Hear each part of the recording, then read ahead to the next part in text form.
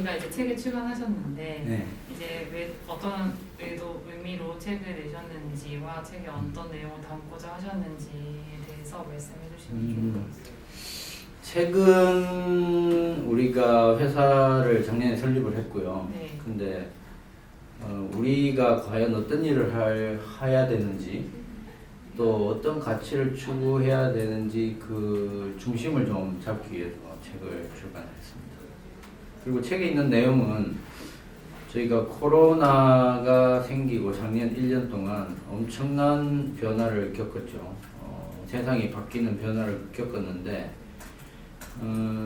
그러다가 그냥 잊혀지게 돼요. 그래서 그걸 좀 정확하게 담아놔야 되겠다.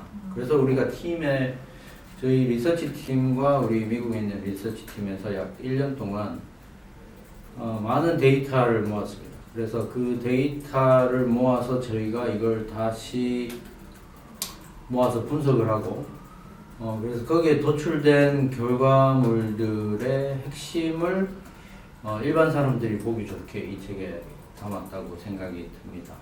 그래서 책의 핵심은 결국 우리가 이제 작년에 시간과 공간에 대한 자유를 잃어버렸어요. 그래서 그 잃어버린 시간을 사람들이 어떻게 사용하고 또 어디에 머물렀는지 이제 그런 것들을 담았고요.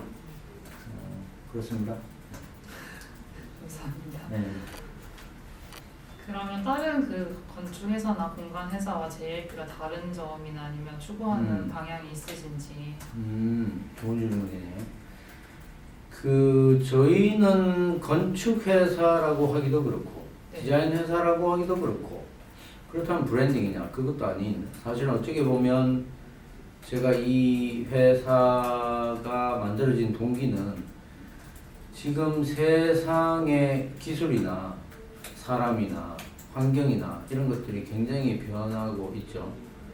그래서 친환경 얘기는 벌써부터 나온 지 오래됐는데 지금은 공간이 단순히 어떤 벽 안에서 사람이 머무는 공간의 개념을 넘어선다고 봐요. 왜냐하면 기술이 지금 모든 것들을 연결하고 있고 공간이 이제는 융복합화돼야만 공간의 기능을 할 수 있는 시대가 왔어요. 그리고 그것들이 진정한 가치가 되고 있어요. 그래서 우리가 단순히 이제까지 면적이나 높이로만 생각했다면 그렇지 않습니다만 도시계획 측면에서는 많은 것들이 고려가 되고 환경적인 측면 고려가 되는데 특히나 이 기술이 모든 것들을 연결하고 시간까지도 연결하고 사람들의 모든 행동, 거리, 생각까지도 연결하는 예를 들면 SNS나 인스타나 페이스북이나 이런 것들로 인해서 사람들이 내가 어디에 있고 무슨 생각을 하는지를 교감하는 시대가 왔죠. 그래서 이 공간의 역할이 더 이상 건물, 빌딩이 아니고 진정 사람이 그 안에서 라이프를 보내는 시간을 보내는 것이 공간이라고 생각해요. 그래서 저희는 추구하는 방향이 지금 현재 어떤 규정된 공간의 한계를 넘어서 이제 무형의 공간, 무형의 가치 이런 것들을 가능하다면 가장 객관적인 데이터를 기반으로 디자인하고 기획하고 그렇게 해서 공간의 가치를 사용자나 또 기획하는 예를 들면 시행사 같은 양쪽에 도움이 되는 그런 공간을 디자인하고 싶어서 제가 이 회사를 만들게 됐습니다. 감사합니다. 그러면 그 말씀하신 거에 의하면은 뭔가 지금 한국 건축이나 공간 디자인을 하는 회사들이 가지고 있는 문제점이나 아니면 비판적인 그런 시각을 가지고 계신 것 같은데 어떤 부분들이 있으신지? 이거는 한국 건축이나 디자이너들의 문제라기보다 한국만의 아주 특이한 문제라기보다 그 결론부터 만드는 회사예요. 디자인은.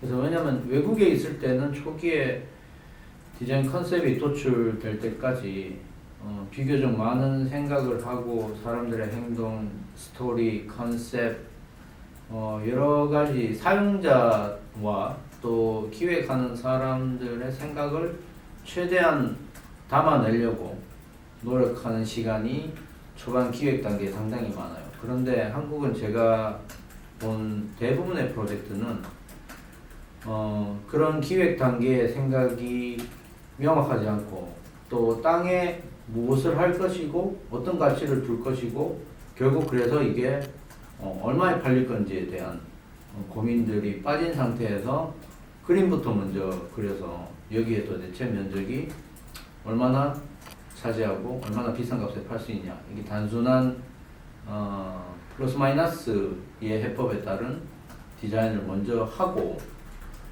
그러다가 시간에 쫓겨서 허가를 내고 막 진행이 되죠. 그러다가 항상 시간이 마지막에 다다라서는 이제 거꾸로 안에 있는 것들에 대한 고민을 시작을 해요. 근데 그게 제가 오랫동안 경험을 하면서 항상 그것에 대한 이유와 의문을 굉장히 퀘스천을 했는데 처음에는 좀 잘못됐다는 생각이 컸지만 나중에는 이게 한국만의 어떤 프로세스로 정착이 된 게 아닌가 라는 생각이 들고 특히나 또 왜 그런가 생각을 해보니 한국은 태생적으로 제가 볼 때 이 피 속에 뭘 만들어내는 거에 대한 기술이 너무 우수해요. 그래서 심지어 도면도 없이 공사를 하는 기술까지 가지고 있어요. 한국은 특히 인테리어 같은 데 가면 현장에서 소장이 이렇게 뭐 대충 여기 자르고 올리고 하면 현장에서 다 만들잖아요. 그죠? 도면 없이. 이 손재주가 너무 좋은 거예요. 그러다 보니 우리나라의 자동차, 반도체, 조선 아무튼 찍어내고 그리고 이쁘게 찍어내는 거에는 세상 어떤 민족도 따라올 수 없는 기술을 가지고 있는데 그러다 보니 건물조차도 그렇게 찍어내는 건물은 너무 잘 만들죠. 그래서 우리나라가 아파트가 너무 잘 찍혀지고 있는 시대가 된 거죠. 또 한 가지 덧붙이자면 공교롭게도 우리나라의 건설 시장을 주도하고 있는 회사들이 전부 다 대기업이죠. 미국에서는 재벌이라고 표현을 하더라고요. 그래서 우리나라 전체 GDP의 거의 3분의 1, 반까지 차지하는 우리나라의 대기업이 전부 다 건설사를 가지고 있고 그 건설사에서 주도적으로 우리나라의 아파트를 만들다 보니 삼성은 전화기 만들고 반도체 만드는 회사에서 아파트를 찍어내고 현대는 자동차를 잘 찍어내는 회사에서 아파트를 찍어내고 또 등등등 롯데는 롯데대로 찍어내고 포스코도 심지어 철강 회사가 아파트를 찍어내요. 그래서 이런 굉장히 재밌는 대기업 주도의 아파트가 만들어지다 보니 아무래도 사용자 측면의 어떤 기획보다는 공급자 측면에서 좀 더 쉽고 좀 더 돈이 되고 그러다 보니 좀 획일적인 디자인이 만들어진 게 아닌가. 아쉽게도 우리나라의 그런 대기업에 찍어내는 기술이 어쩌면 또 우리나라의 그 군대 문화 옛날에 7, 80년대 우리나라가 독재 정권에 있을 때부터 어떤 줄맞추기 획일화되는 어떤 그런 부분들 이런 것들이 문화 속에 깊숙이 들어가서 그게 결국 아파트까지 오지 않게 되었나 제 생각입니다. 네.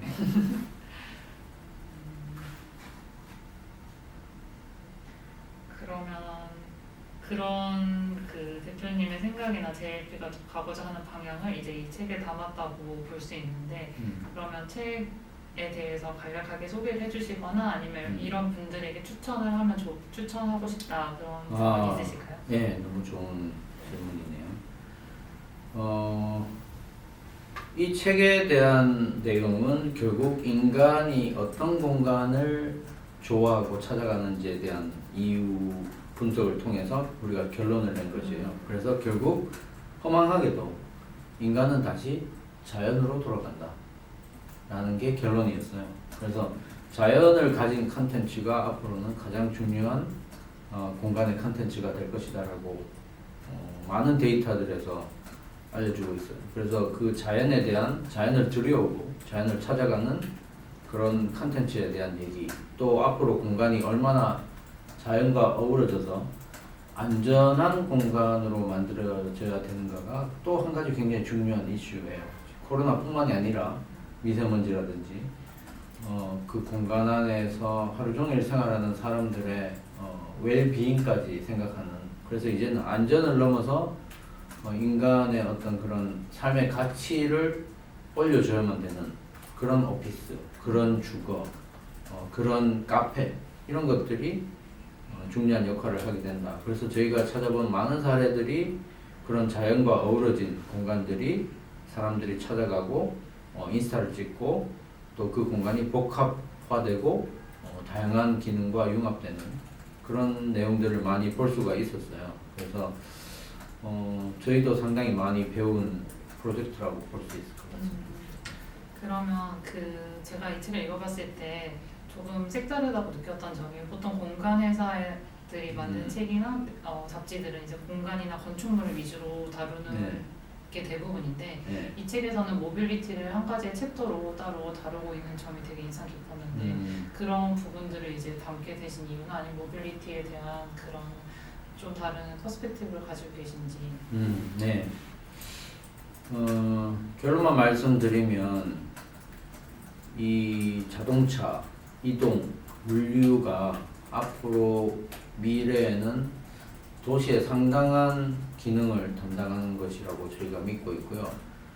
그래서 전기차 충전뿐만이 아니라 각종 거점에 해당하는 공간들이 중요한 역할을 하게 될 것 같아요. 예를 들면 현재 있는 주차장이라든지 어둡고 사용량이 별로 없는 그런 주차장들이 지금 다시 각광을 받을 것이고, 지금 이미 많은 투자자들이 주차장만 사들이고 있는 상황을 보면 그걸 예측하고 있는 것 같고요.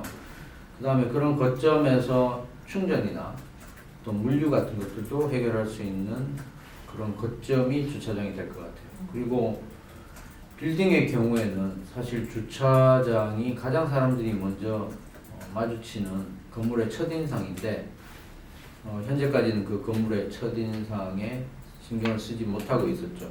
그래서 그런 첫인상이 만들어지는 장면, 충전을 해야 되는 역할, 그런 여러 등등의 내용들이 모이고, 또 앞으로 자율주행 시대가 오면 더더구나 그런 공간들이 자율주행 차들의 어떤 거점 역할, 또 사람들을 내려주고 태우러 가는 그런 역할로 봤을 때는 모빌리티가 도시 전체를 연결해주는, 사람을 연결하고 이동시키는 아주 가장 핵심적인 역할을 하게 될 것이다. 그래서 도로나 건물도 그런 역할에 대해서 준비를 해야 된다.